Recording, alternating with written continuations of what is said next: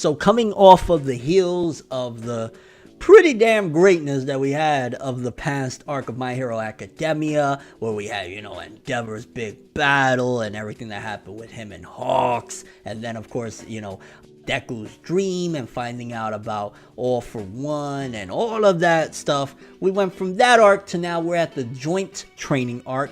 Kind of par for the course with My Hero Academia. Shouldn't be surprised by now, but I know there's probably a bunch of people that are like, oh, whenever we get into, the training aspects, the school stuff, the academia part of My Hero Academia. So we've been in that with a Class A versus Class B battle. We got the reintroduction to Shinso. We've had quite a few different things happen in the My Hero Academia manga recently. We also just celebrated the 200th chapter. Now, to be honest with you, for the 200th chapter, I was hoping for a little bit more. It definitely felt, not the content itself, but it felt underwhelming, the fact that we had, 11 pages for the 200th chapter. I mean, it was a cool Momo moment towards the end, especially. It was like, hey, that was cool, but it wasn't overall like a really big and grandiose thing for 200 chapters. That's quite a big accomplishment, you know what I'm saying? That's pretty much 4 years of manga chapters consistently, you know what I'm saying? That's a lot of stuff. So congrats to My Hero on 200 chapters. Some of the stuff that definitely has caught my eye has been really interesting, because again, it's training, but when we get this training, it does showcase that whenever we get the next big fight and these characters have the new abilities, they better be damn good, because we get a lot of training and a lot of things happen. Right now, I think one of the things with Tokoyami, I'm really excited, because again, his powers the most are like not necessarily scary. They kind of have this certain edge to them, this like, whoa, you never know what could happen, because of course he doesn't have complete control. So getting that little interaction in the flashback of when he was working with Hawks for a little bit and seeing Tokoyami's development, and now that he's able to kind of fly in a way using the shadow or whatever, overall a lot of cool stuff honestly with him, and I like that backstory. And again, it's just building up even further that probably by the end of this series, we're going to be able to see Tokoyami use his full-on capability and not be like, oh, it took control, it took over, because he's at that point right now. He's at the, if you've seen enough Shonen, you know the point where Ichigo is ripping the mask off his face, or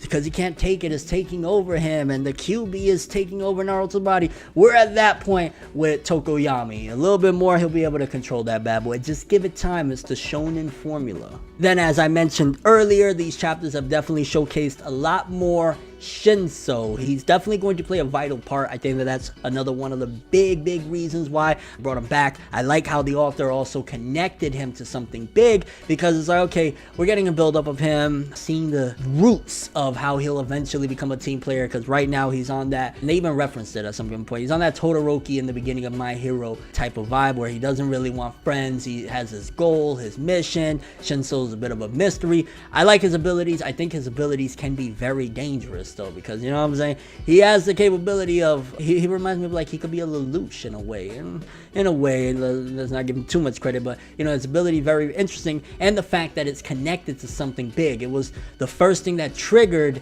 Deku's mind into getting into the one for all power. So him being there, I'm imagining that that's a big reason of what's going to come. And when, after getting this flashback, that we just had prior to this arc beginning of Deku with the previous, the predecessors or whatever, Shinso's probably going to unlock that. Possibly towards the end of all this, or somewhere in the midst of it, we're going to get something big again, and that's how we'll kind of cut away to that, because right now, again, we've been in the midst of it. Honestly, I haven't been that gung-ho about this whole Class A, Class B stuff. I mean, again, it's good, development for the characters, it's introducing more characters. The thing with My Hero, right, and I felt this for a minute, is that it doesn't really need new characters constantly introduced or reintroduced or whatever, because we have such a plethora for the main cast. Just think about it for a second. How many people are in Class 1A? And of course, some people say, so what? There's like 9 Straw Hats with One Piece, but there wasn't always 9 Straw Hats. You know what I'm saying? Like, it started off with just Luffy, and then he recruited Zoro, and so on and so forth, and so on One Piece or whatever.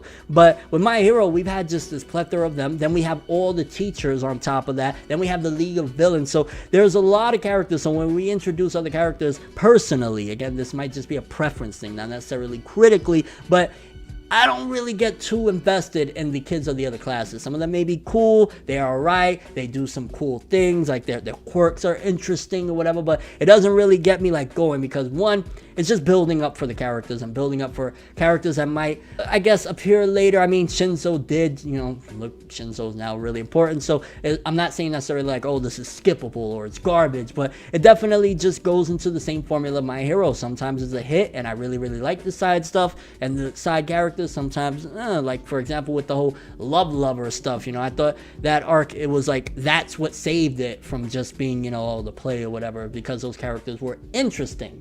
These ones from Class B, they're alright, they have cool quirks. I'm not that invested in them, to be honest. Like, I like it when we got really exciting characters like Toga, for example. When Toga was first introduced, I was like, oh, this is so fucking awesome right now. You know what I'm saying? So, not really feeling Class B too much. And we had quite an abundance of, because again, this is a whole, you know, training thing. And it was interesting because we had like a big, you know, couple of chapters about Deku. And then while we see him here and there and, you know, it's hinting that, hey, you know, Shinzo was the one that kind of activated the first visions and stuff like that, we haven't got much of Deku. And I'm always like, when My Hero Academia is one of those series where I really do appreciate the main characters the most, so definitely would like a little bit more Deku. And again, I think it's just building onto it, with Shinzo becoming a prevalent character now that he's moving over to being a part of the main cast and everything. It's like, it'll build to that eventually, but I definitely want more Deku at some given point. And in the near future, because again, these battles, I'm not that interested, honestly. Like, I like the core elements around it. The Shinzo stuff was awesome, seeing that, again, he's getting small inklings of development because everybody's just so nice. Kaminari's nice. Everybody's just like, yo, good stuff. Even though you don't really want to make friends, I see you're talented, because they're working him through his